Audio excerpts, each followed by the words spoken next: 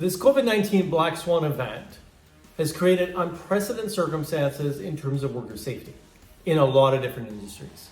From airlines to manufacturing to utilities, what we're seeing is a heightened degree of distraction, which is causing more risk, more injuries than normally would occur. More than ever, it's important to start thinking and reinforcing with team members in terms of what's important now.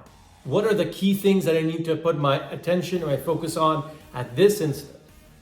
And secondly, to start thinking about how do I demonstrate a sense of caring, community from a leadership standpoint, so stepping up when it comes to your active care. You may not be able to go walk the floor, you may not be able to be as present in front of team members as normal, but there are other ways, even virtually, to show that degree of active care. So two things that really matter. What's important at this instant before you start doing your job? Secondly, demonstrating active care. And I think the last item is really making sure that people are putting the time and the attention in the pre-job hazard assessment and really focusing on the task at hand. Thank you.